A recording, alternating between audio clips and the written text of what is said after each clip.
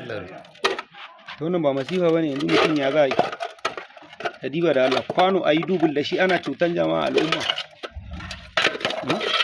kadiba kwano ne tiya ake su dai biyu saboda Allah ai ba adalci bane yan kasuwa suna cutan jama'a ba mai tashi magana yanzu in ba manyan mu ba da suka jama'a tsakanin ku da Allah da Nabi wanda ake a sa karamin a cikin babba kadiba dai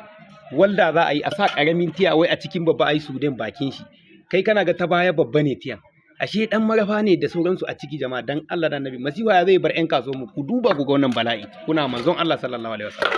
wallahi in kage ne gashi nan kwanukan a kasuwa aka bi ana tattara su diba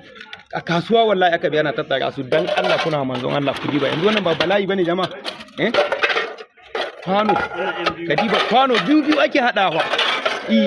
tattaro su aka yi wallahi tattaro su aka yi gashi nan kawai to in ba mai kula ba ya tsaya ya duba abin da ake wa jama'a wani ina ruwan wani yaushe zai saurari kwanon da ake baku abinci ku duba dai a hada kwano biyu a walde ka diba kwanon bai da iyaka abu ba sai hudda muke da Allah diba ku ƙarya tiyan kallo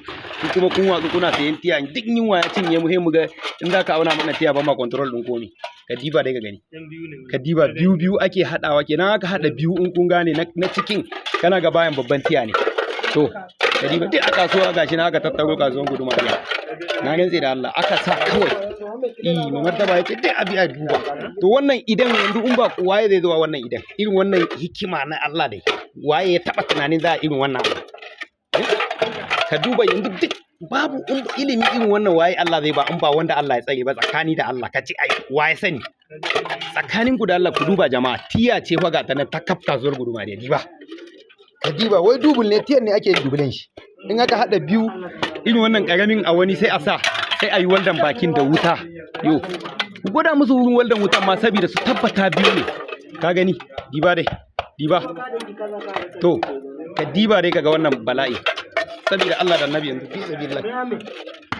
mana biyu ne wani ne daya to ka diba dai inda zaka tabbata an ka buga shi bayan tsabar dubul ne he lonkwashe kuma ba cikin baya fitowa to mu da Allah ya samu amma yanzu komin Allah da zai warware kowa zai koma kasan su tun da duk bala'in na yan Najeriya gashi sun saba mana mu ma mun iya duk wata bala'i da masifa a Nijar ba mun iya yin wannan abu ba amma gashi sun jona mana ƴan buro bayan ilin wa duk mun ɓaci halakakku ban kowa kasan su zai koma ya zama duk tunda mun ga abin da ba kasuwa bace kuke zuwa dama cuta ce ku yunwan ku bai huta ba mu kun sa mana yunwa wallahi Allah ya samu da ku billahi lazi kwano ka hada tiya biyu jama'a ka hada tiya guda biyu sai mun bada a duniya jama'a duk inda ake awo talaka mu ana cutan su kowa ya control kowane gari ku kama mutanen kuma yo kwanon ho ake hada wai sai a hada biyu in aka hada kwano biyu karami za a sa daga ciki sai a yi sude a gas ai wannan bala'i ne